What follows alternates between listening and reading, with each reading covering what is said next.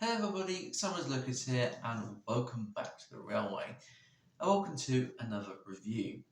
Today I will be reviewing another modern locomotive in a livery which I've never tried before.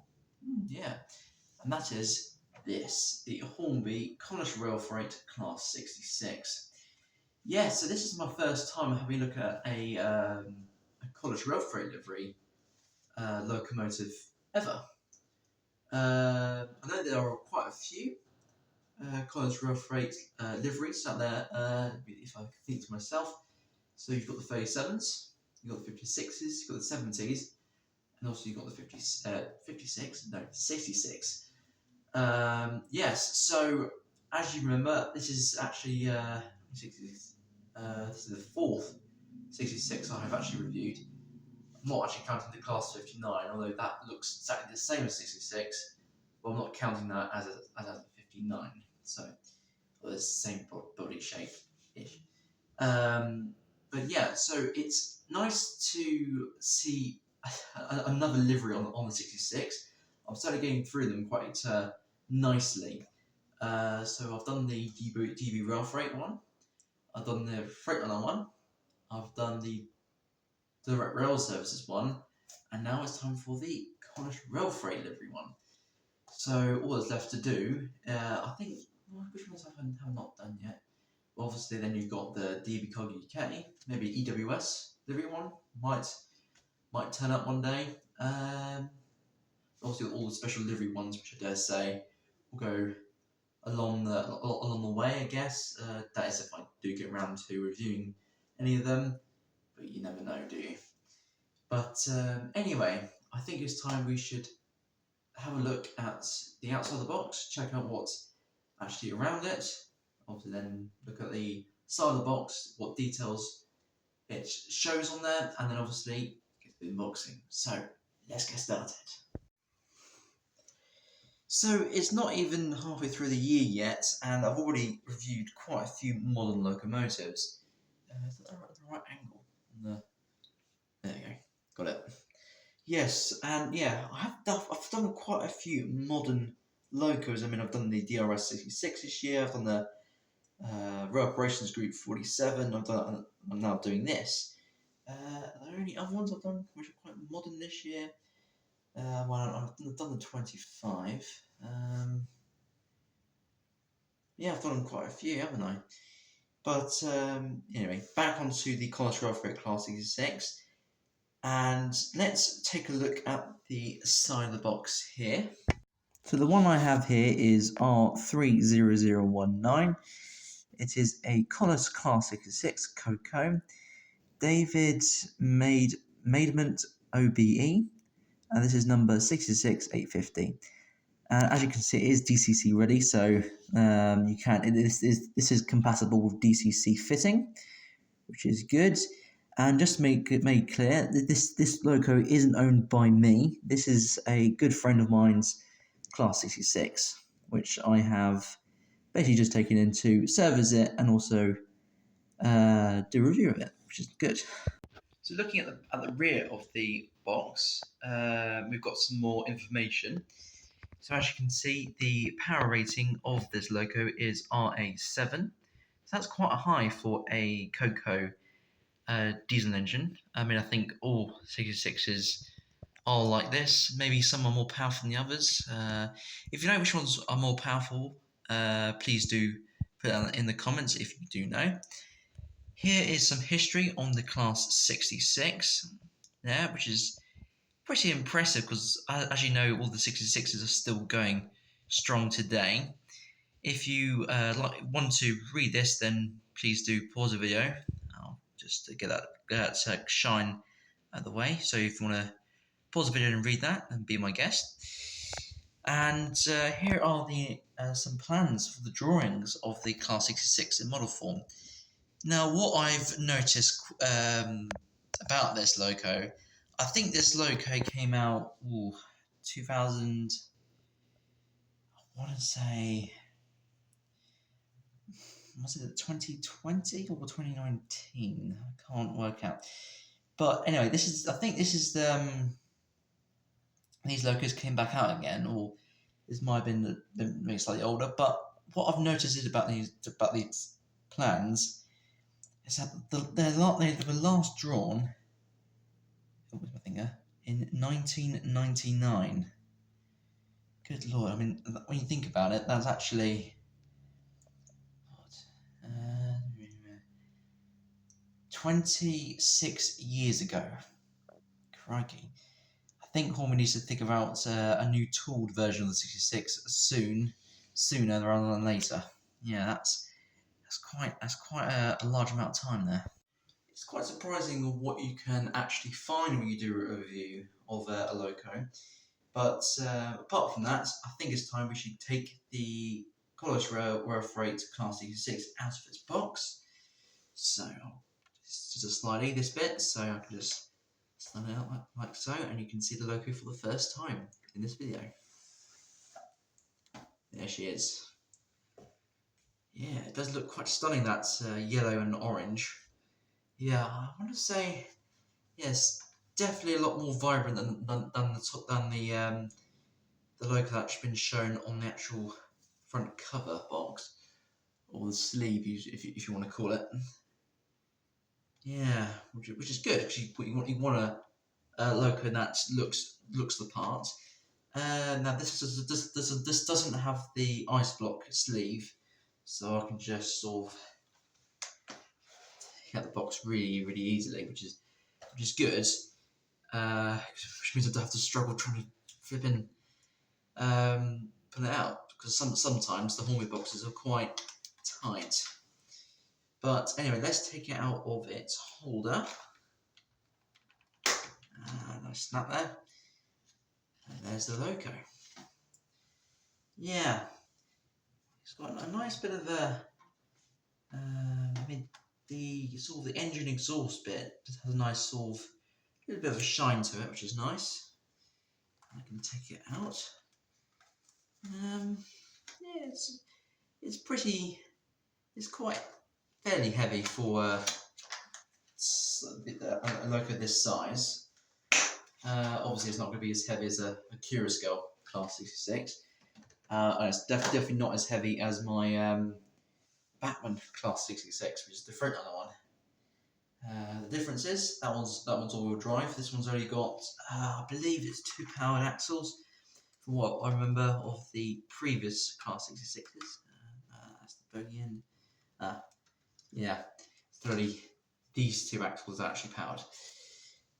But anyway, there is the loco.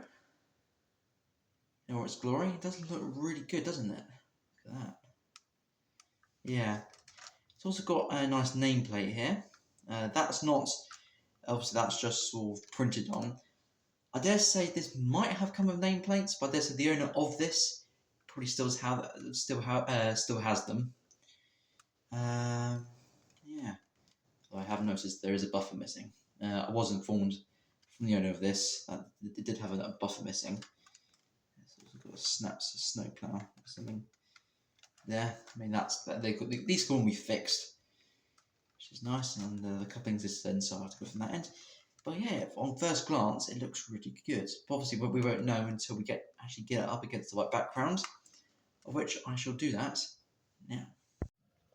Okay, so there is the Hornby Colas Rail Freight Class 66 up against the white background, and for just a normal Hornby loco, I mean, the detail isn't that fantastic, I must say. I mean, it's not good. I mean, I think nowadays Hornby have sort of upped their standards with details, but obviously this loco is from a while back, so I've got a weird feeling it must have been sort of 2016 to 19 period, because I remember seeing this in the 2020 Hornby catalogue. Whether that was new that year, I doubt it, because it was quite a bad year that year. But yeah, it all depends. I'll have to have a look later, see when this came out. But anyway, on to the detail. Let's start from this end, which I am right now. So as you can see, you've got the well, it got really nice, well done. Sort of the black on the loco looks really good. It stands out well. I mean, when it's next to the yellow and orange, would you say it's sort of colours yellow and colours orange? Yeah, it does stand out really well. I really like that bit. What is annoying for me is that this loco does not have sprung buffers. So if I just show you, yeah, they're all stuck on, which is, it's not really what you want. I mean, this loco nowadays would probably cost, what, 180, 220 pounds. It was brand new, this loco. Well, excuse the sounds in the background. I'm not sure if you can hear that. I'm rushing racket. Well, it's stopped now. There's the ice cream van going past. Yes, so as you can see, you got a nice. I think that's no. As you can see, the railing on the front of the loco. Is it separately fitted? Let's have a look closer. Can you see any gapping there? Maybe a small bit of gapping. It does look like a separately fitted railing there, which is good. The ones on the side are definitely not. They're actually moulded on with the loco. The window frames all really nice, and so got a bit like a grey frame, which is nice. Lights at the front, they are just plastic, so there's no lights whatsoever on this loco. Bit of a shame, really. There's one thing I haven't noticed, there's warning signs on both sides of the loco in the exact same place, which is nice to see. And why have I turned the lights on? I do not know. There we go.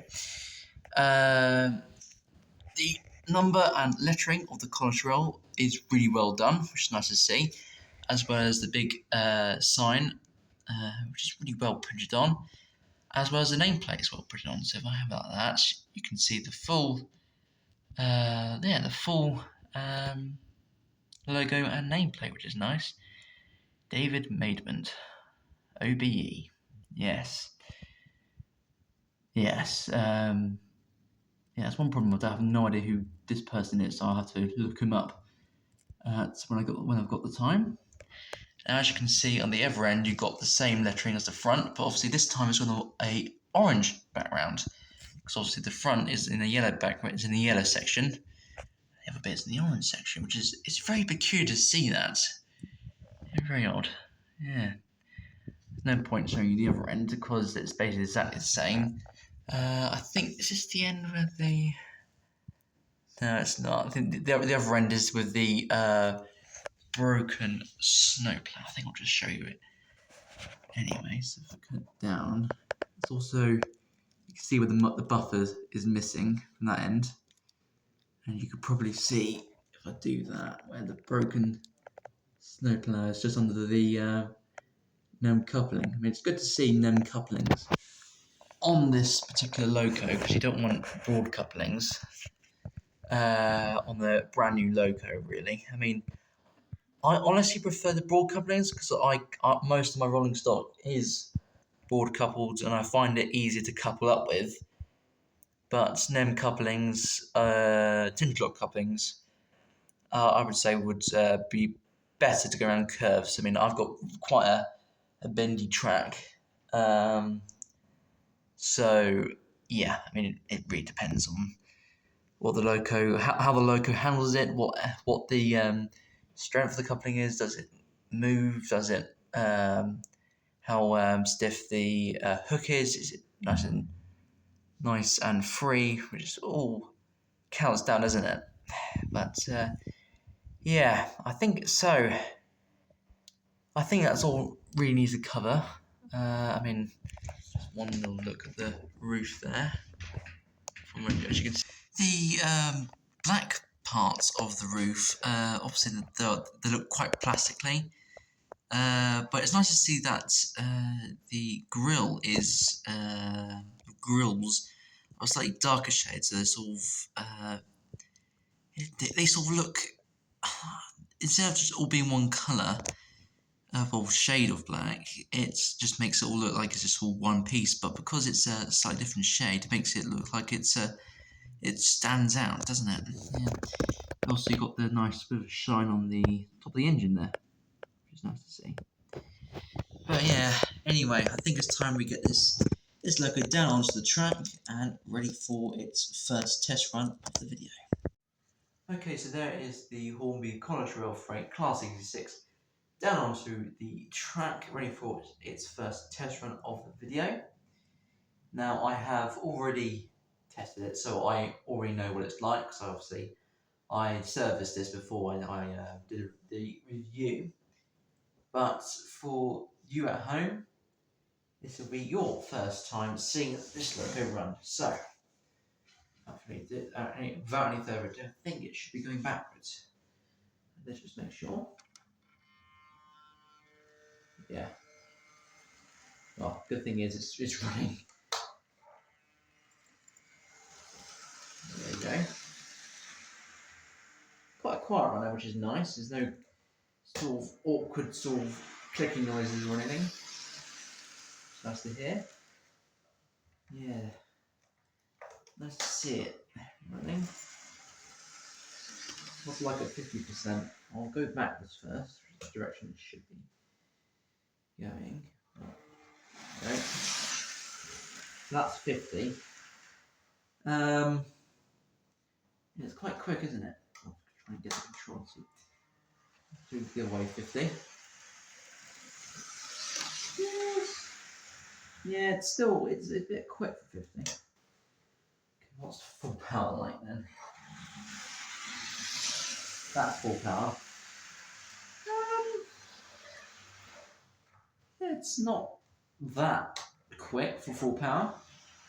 It's not as quick, that quick than 50%, I must say. But yeah, the gearing is okay, I would say. So what's it like at the lower speeds? So let's bring it to a stop, and then I'll point it in the other direction. I should just go a bit backwards like that, and then just bring it forward slightly.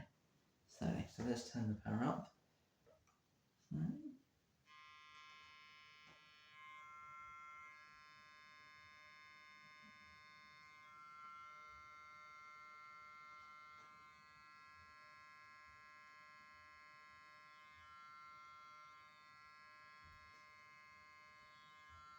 That is actually just very slowly moving, isn't it?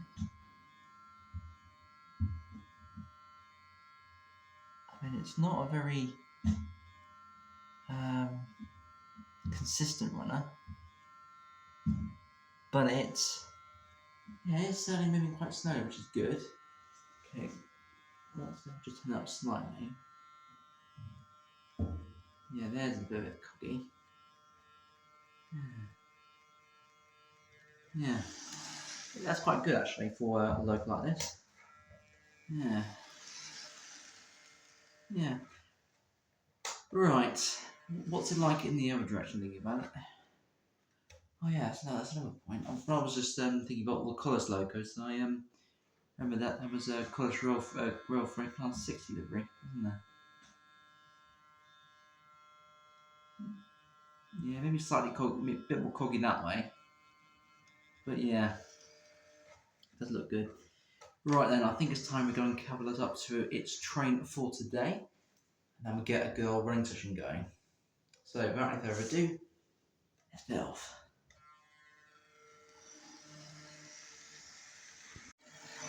Here it comes. Ooh, just slowly coming up. Oh, that sounds like it's coupled up nicely. Let's just make sure.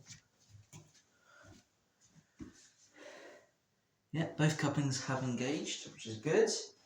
So as you can see, I have got the tanker train for its rolling stock today.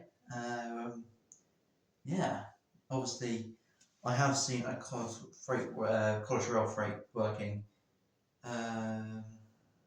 with tankers. I think they do it from King Kingsby to Colebrook or something. Yes, something like that. I saw one at Tamworth earlier this year. But anyway, I think it's time that we get the Wellington started. So, right, if further ado, let's get it go.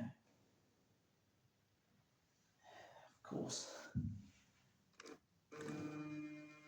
Cut out all the points there.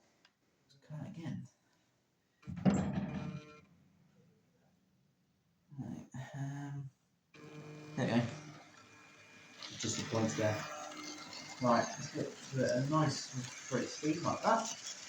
And let's figure out what the next loco I have for you running today is.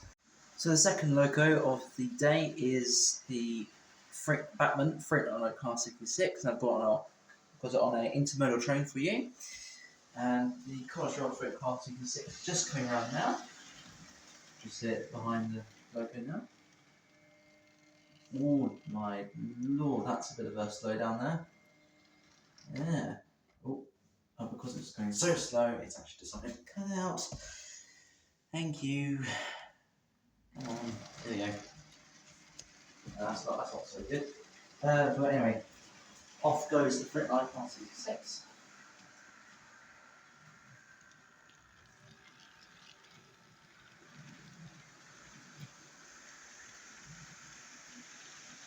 Okay. Lovely.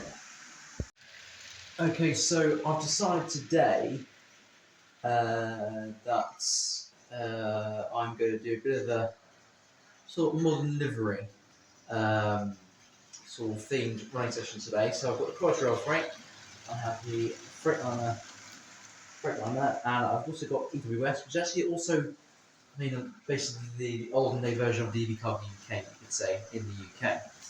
So, without any further ado, I have the EWS Class 6 on a wagon train. So let's get going.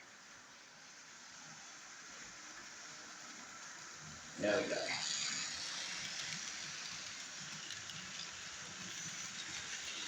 Lovely. Enjoy this line session.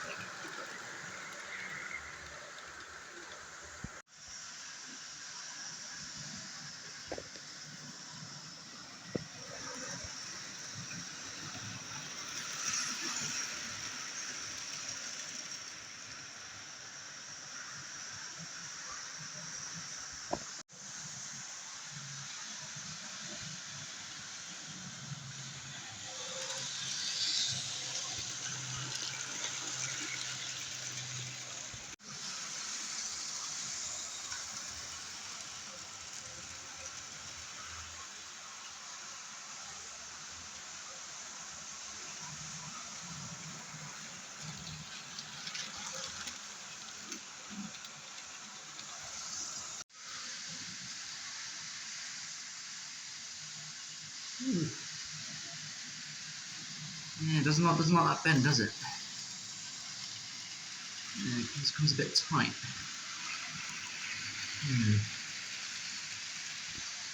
I was wondering myself if it's the front axle, because I did notice that some of the wheels were a bit stiff. Or maybe it's because of the traction tyres. You never know. Overall, it's a fantastic loco to run. Yeah, apart from the fact that it's just missing a couple of things. Yeah, blimey, that is quite a stiff run. It's quite stiff. Yeah. But the good thing is it doesn't, it's not that stiff, so it comes to an absolute standstill. I mean, obviously, I have had to turn the power up a bit just to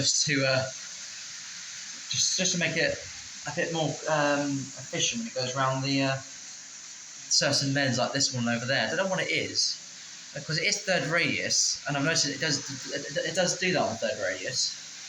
It just slows down. On a fast, it speeds back up. I don't know what it is, but on a third radius, it shouldn't be doing that. Well, it did come around there a bit faster. Yeah, it's when it's faster, it does all right, but when it sort of slows down, yeah. But anyway, that is all I've got time for today. If you enjoyed the video, please do like and subscribe to keep the channel going. And if you would like to leave a comment about what your thoughts are about the Colas Rail Freight Class 6 by Hornby, and would you pick one of those up? I'm very interested. Obviously, if you've got any other things you'd like to say, then please do, But for now, I thank you all very much for watching. I think what I'll do is wait for the Colas Rail Freight Class 6 to come back around again. I'll do a shot like this. There goes the Freightliner one. There's the EWS Class 56. And here comes the Colas one. So yeah, with that, I thank you all very much for watching. And I'll see you next time for some more reviews. Goodbye everyone.